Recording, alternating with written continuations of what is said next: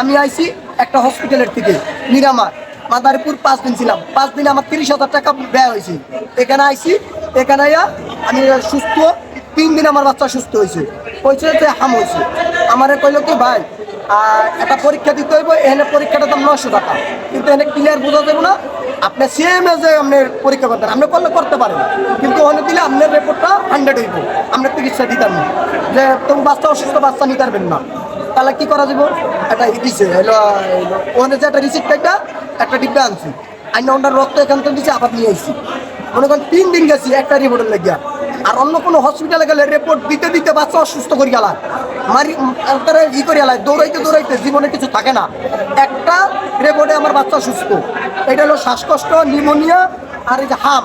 এই হাম রোগটা তো নতুন, কোনো হসপিটাল গেলে ধরে না। আমি কইতে আমার বাচ্চা আর থেকে মাংস খুলে পড়ছে। আমি এখানে আমার বাচ্চা সুস্থ হয়েছে 3 দিনে। এখন আপনার বাচ্চা সুস্থ আছে?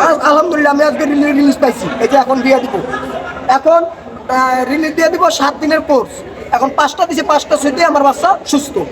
আমি সরকারের কাছে আবেদন করতে চাই যে হসপিটালটা কোনো সময় জানি বন্ধ না হোক, আর এরা সুন্দরভাবে ডিসিপ্লিন, এই যে ফলো, এই যে কোনো জোতা সম্পূর্ণ জিনিস এদের যত্ন রাখে।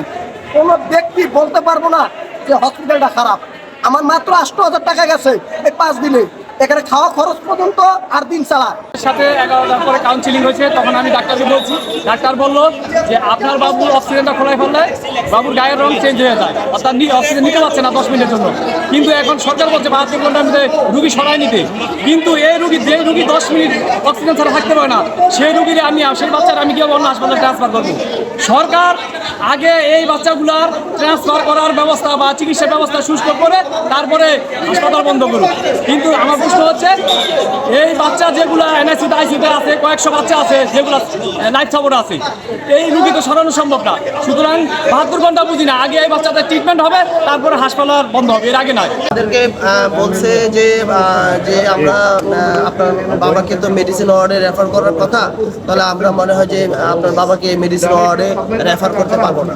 কেন? আমরা জিজ্ঞাসা করলাম কেন পারবেন না, তো বললো যে সরকার থেকে বলছে যে এই হসপিটাল আমাদেরকে 72 ঘন্টার ভিতরে যত পেশেন্ট আছে তাদেরকে বের করে দেন। কিন্তু আমরা এখন আমাদের রোগীর যে ক্রিটিক্যাল অবস্থা, এখন এই 72 ঘন্টার ভিতরে এখন ডক্টররা যদি এখানে ট্রিটমেন্ট না দেয়, তারপরে যদি আমরা না নিতে পারি, তাহলে আমাদের রোগীর যদি কোনো কিছু হয় তাহলে এটার দায়ভার কি সরকার নেবে?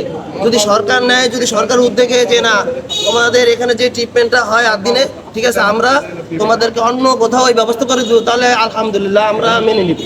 যদি সরকার বলে যে না অন্য হসপিটাল কিংবা এখানে যে পেশেন্টগুলো এখানে এরকম মুমূর্ষু রোগী আছে, সিজার হয়েছে কিংবা মনে করেন অপারেশন হয়েছে, তাদেরকে অন্য জায়গায় রেফার সরকারের নিজ দায়িত্বে যদি নিয়ে দেয় তাহলে কোনো সমস্যা নেই। কিন্তু সরকার তো আমাদেরকে আশ্বস্ত করুক যে আমরা অন্য হসপিটালে তোমাদেরকে শিপমেন্ট করে দিব, তোমাদের টেনশন নেই। এখন হসপিটাল চাপ দিয়া এখন বিব্রত। এখন আমার এই যে পেশেন্ট, এই যে আইসিইউর ভিতরে যে যারা মিডিয়ার যারা ঢুকছে, এখন আমার বাবাও এই যে আমরা দেখে আসলাম, উনি কিছুটা নার্ভাস ফিল যে হসপিটাল বন্ধ হয়ে যাবে, তাহলে ওনার যে ক্রিটিক্যাল মুভমেন্ট, এটার জন্য দায়ভার কে নেবে? আমি আপনাদের কাছে জানতে চাই, আমি আপনাদের কাছে এবং সরকারের কাছে জানতে চাই, আমার বাবার যদি কিছু হয়ে যায় তাহলে এটা কি সরকার দায়ভার নিবে নাকি কে নিবে? এটা আমি জানতে চাই। এই যে 6টা শিশু মারা গেছে, তাদের জন্য তাদের ক্ষতিপূরণ তো 8 দিন এরকম না দিচ্ছে না, তাদের ক্ষতিপূরণ 8 দিন দিবে এবং কথাবার্তা চলতেছে। এখন সরকার হুট করে একটা সিদ্ধান্ত নিয়েছে, এখন তদন্ত চলতে আছে, যারা অপরাধ করছে তাদেরকে শাস্তি দেবে।